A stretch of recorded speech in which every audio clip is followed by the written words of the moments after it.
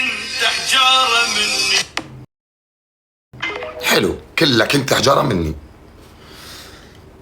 صارت تستفز فيا بالفيديوهات، وانا كانوا في ناس اقرب الناس الي والها يرنوا عليها يقولوا لها لا تنزلي ستوريات اغاني استفزاز.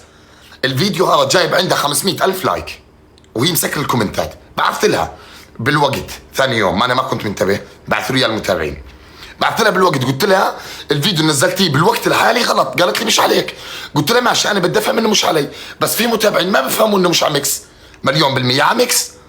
طب يعني في ناس بتحبني وبتستنى مني انه انا اطلع اسولف، وفي ناس الجمهور التونسي متابعيني عتبانين علي بفكروا الموضوع غلط مني.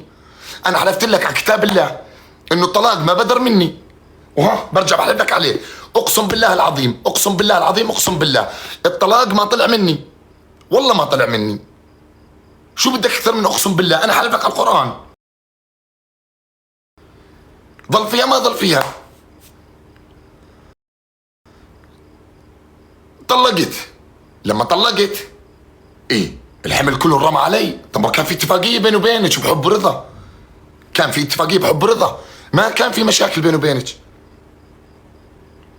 بعدين ضحوا يا اخوان، والله قسما بالله انا مش شماتة فيها، وانا بطلب منكم طلب لا تروحوا تشتموها ولا تروحوا تغلطوا عليها. انا في لي جمهور بيستنى مني اني ابرر زي ما هي بررت. انا من حقي اني ابرر، من حقي، صح ولا لا؟ اكيد مليون بالمية. اللهم صل على سيدنا محمد.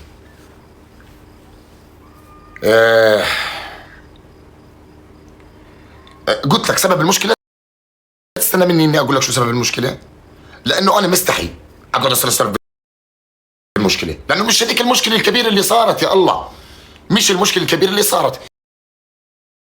انا حافظت على ورقة الطلاق من 14 شهر لما بعثت لها اياها.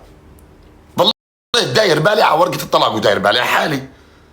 بس في ستوريات على السناب تنزل دراما، في على التيك توك تنزل دراما، في اشي بخص كرامتي ما ضل لي مجال. خلص بعثت لها اياها. انا لا اول واحد طلقت ولا اخر واحد طلقت يا اخوان.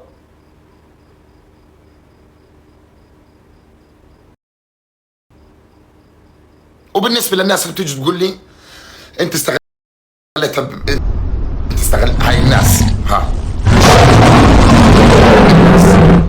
اللي بيجوا بيقولوا لي انت استغليتها. مين قال لك ان انا استغليتها؟ انا كل العالم بتعرف انه انا كنت حاطها بعيوني، كل العالم.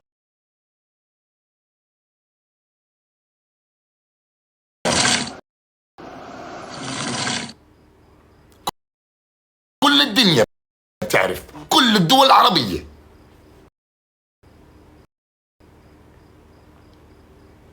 اي استغلال؟ مين يعني مش فاهم انا مين يعني انت تتجوز، انت انسان تتجوز، مين بده يصرف على البيت؟ اكيد مش جارتنا.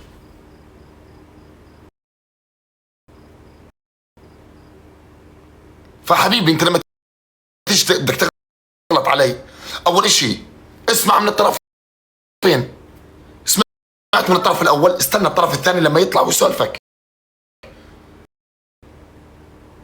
عادي. قلت لك هاي حياة وبدها تمشي، وانا مش كرهن، والله مو كرهن قسما بالله، بس من حقي اني ابرر.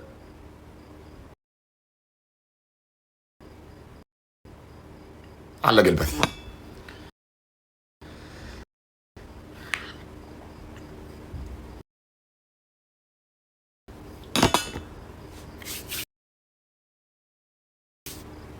اي مشكلة بسيطة كانت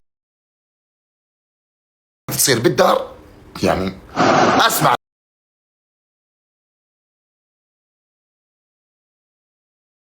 كلمة الطلاق مليون مرة. ليش طيب؟